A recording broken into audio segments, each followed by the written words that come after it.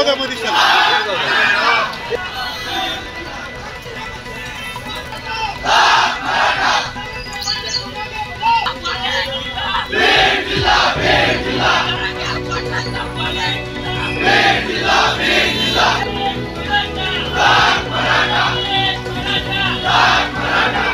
हम तुम्हारे साथ हैं, हम तुम्हारे साथ हैं।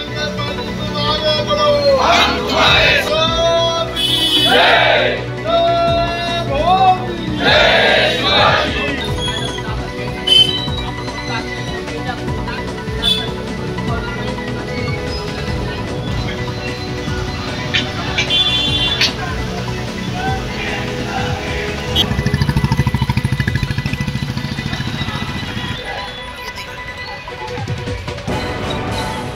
जे शिरूरला एक भाषण झालं होतं त्या भाषणामध्ये काही आक्षेपार्ह वक्तव्य केलं गेलेलं आहे। त्या संदर्भात गुन्हा दाखल करण्याची त्यांची मागणी होती।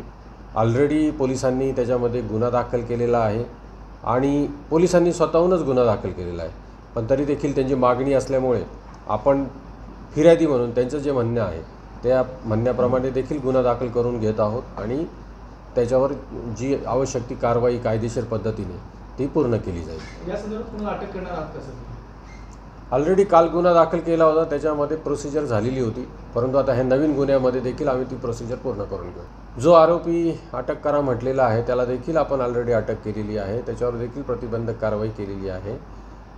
परंतु समाजामध्ये अजूनही एकमेकांविषयी जो म्हणजे संभ्रम आहे, त्यासाठी माझी विनंती आहे सगळे नेते मंडळी किंवा प्रतिष्ठित लोक यांनी समोर येऊन या संदर्भात दोन्ही समाजामधला जो दुरावा निर्माण झालेला आहे तो कमी करण्यासाठी सगळ्यांनी प्रयत्न करणं आवश्यक आहे। जिल्ह्यामध्ये फक्त जातीय वातावरण म्हणजे जातीय वादाच्या मागे लोक जास्त जात आहेत, सामाजिक कामामध्ये कमी पडत आहेत। तर सगळ्या प्रतिष्ठित लोकांना माझी नम्र निवेदन आहे की आपण आपल्या फॉलोअर्सला, आपल्या कार्यकर्त्यांना आवर घालावा किंवा आपल्या शब्दांनी देखील याच्यामध्ये मोठा कंट्रोल येऊ शकतो आणि असं माझं सगळ्या नेत्यांना आव्हान आहे आणि सर्व जनतेला देखील आव्हान आहे की आपण सोशल मीडियामध्ये ज्या पोस्ट होत आहेत त्याच्यावर विश्वास ठेवू नये।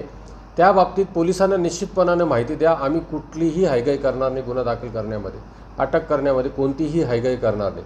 सर्व गुन्हे आपण दाखल करू आणि जी कठोरात कठोर जे सेक्शन्स आहेत ते लावून कोर्टामध्ये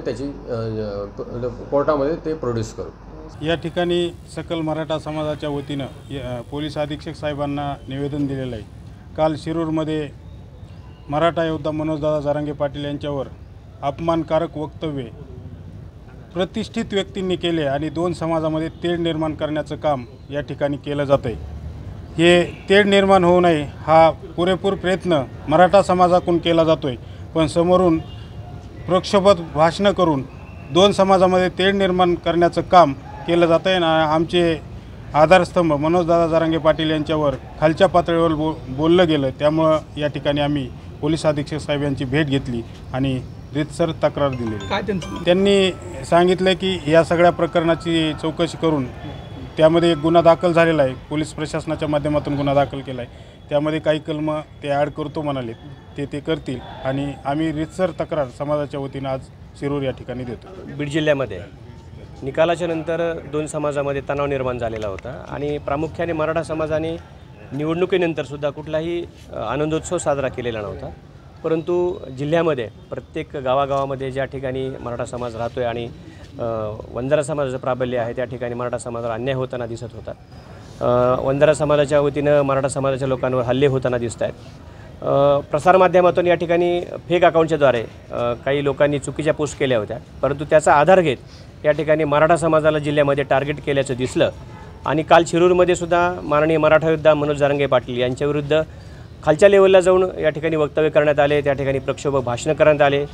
प्रामुख्याने दोन समाजामध्ये तेढ निर्माण होईल असं वक्तव्य काही लोकांकडून करण्यात आलं आणि त्या लोकांविरुद्ध पोलीस प्रशासनाने कारवाई करावी आणि गुन्हा नोंद करावा आणि बीड जिल्ह्यामध्ये जिथं जिथं कुठं असा अन्याय होतोय त्या लोकांवर पोलीस प्रशासनाच्या वतीनं कारवाई करण्यात यावी असं निवेदन आम्ही या ठिकाणी पोलीस अधीक्षकांना दिलं आणि त्यांनी आम्हाला या ठिकाणी सकारात्मक प्रतिसाद देऊन त्यांच्याविरुद्ध कठोर कारवाई केली असं या ठिकाणी आश्वासित केलेलं आहे।